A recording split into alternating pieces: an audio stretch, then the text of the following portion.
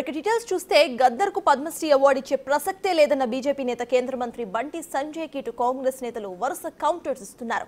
తెలంగాణ ఉద్యమాన్ని ఉవ్వెత్తున లేపి తెలంగాణ సాధనలో ఇటు కీలకంగా వ్యవహరించిన గద్దర్ను బీజేపీ అవమానిస్తుందని మండిపడుతున్నారు. రాష్ట్ర ప్రభుత్వం ప్రతిపాదనలు పంపే సమయంలో ఎవరి పేరు పంపాలో వాళ్ళ పేరు పంపాలి. కేంద్రం ఆలోచిస్తుంది. మీరు పంపిన పేర్లను ఇస్తారా? ఇది అన్ని ఆలోచిస్తారు. పంపేటప్పుడు కూడా జాగ్రత్తగా పంపాలి. మంచి వ్యక్తుల పేరు పంపాలి. వీళ్ళు మంచి వ్యక్తులు కాదంటలే నేను. పద్మశ్రీ అవార్డు వచ్చేటువంటి స్థాయి వ్యక్తులను పంపాలి. పంపిస్తారు. ఎట్టిస్తామన్నా ఎట్టిస్తాం? గద్దరికి ఎట్టిస్తాం చెప్పండి. ఆయన భావజాలం ఏంది? ఎంతమంది భారతీయ జనతా పార్టీ కార్యకర్తలను మర్డర్ చేసిన వ్యక్తులు ఆయన ఎట్టిస్తాం? మేము పక్కా అయ్యాం. మా కార్యకర్తలను చంపితే మా కార్యకర్తలు చంపిన కార్యకర్తలను పాటలు పాడినటువంటి వ్యక్తి గద్దర్. అనేక మంది పోలీసులను ఎన్కౌంటర్ చేసిన విషయంలో గద్దర్.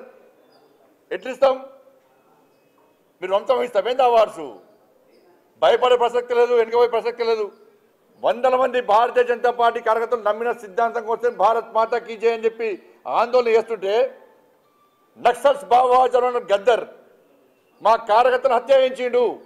ఎన్ఐఏ ఎంక్వైరీ చేసింది గద్దర్ గారి మీద. అనేక మంది పోలీసులను ఎన్కౌంటర్ పేరుతో మర్డర్ చేసిండు.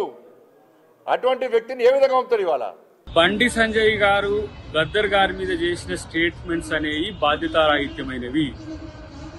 ఈరోజు అవార్డు ఇవ్వలేకపోయినవి కానీ ఆయన మీద నక్సల్వాది కాబట్టి అని, ఆయన ప్రజల్ని చంపిండని చెప్పే స్టేట్మెంట్స్ ఏవైతే ఉన్నాయో మీ దివాలాకోరు రాజకీయాలకు అది తార్కాణం. ఈరోజు పంచశీల పెట్టుకొని బౌద్ధ సాంప్రదాయాలతో ఖననమైన గద్దర్ గారు మీకు నక్సలైట్గా మాత్రమే కనపడడం అనేది విడ్డూరం. ఇలా దళిత ఉద్యమాలకు పట్టుకొమ్మ, ప్రజాస్వామిక ఉద్యమాలకు పట్టుకొమ్మ, సాహిత్య ఉద్యమాలకు ఆయన వెన్నెముకగా ఉన్నాడు. ఈ రాష్ట్రంలో తెలంగాణ ఉద్యమానికి నాయకత్వం వహించిన తను మీకు నక్సల్గా కనపడ్డాడు. ఇది ఇలాంటి యొక్క భావదారిద్ర్యంతో బీజేపీ ఉన్నది కాబట్టే ఇంకా ఈ దేశంలో ఇట్లా ఎలగబెడుతున్నారు. మీరు చేసే ప్రకటనల వల్ల తెలంగాణ సమాజానికి కాదు, భారత సమాజానికి అంటూ వచ్చేది ఏం లేదు. మీరు చేస్తున్న రాజకీయ ప్రకటనలు రాజకీయ ప్రయోజనాల కోసం చేస్తున్నది తప్పితే మరొకటి కాదు. అన్నిటికంటే ముఖ్యంగా మిమ్మల్ని కలిసి భారత రాజ్యాంగాన్ని కాపాడండి, పార్లమెంటుకు అంబేద్కర్ పేరు పెట్టండి, పార్లమెంటు ముందు అంబేద్కర్ విగ్రహం పెట్టమన్నప్పుడు మీకు నక్సల్వాది కనపడ్డా, అంబేద్కరిస్ట్ కనపడలేదా అని చెప్పి ఆలోచించాల్సిన అవసరం ఉంది.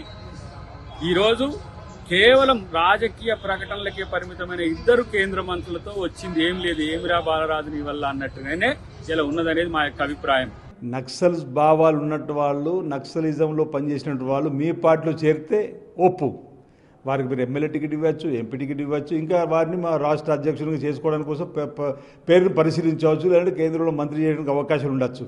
కానీ ఇప్పుడు మీ తెలంగాణ కోసం పోరాటం చేసినటువంటి గద్దర్ని వచ్చే వరకు ఆనాడు బీఆర్ఎస్ ప్రభుత్వం అట్లా అవమానపరిచింది వారిని. వారు కనీసం అపాయింట్మెంట్ ఇవ్వకుండా ప్రగతి భవన్ గేటు ముందు ఎర్ర టెండర్లో కూర్చుని పెట్టి ఈరోజు బీజేపీ అవమానిస్తుంది గద్దర్ అన్నాడు. ఇదంతా ప్రజలు గమనిస్తారు. బీఆర్ఎస్ బీజేపీ లోపాయకార ఒప్పందంలో ఒకటే భావంతో మాట్లాడతారని చెప్పని మేము ఏదైతే అన్నామో అది నేడు నిజమవుతుంది.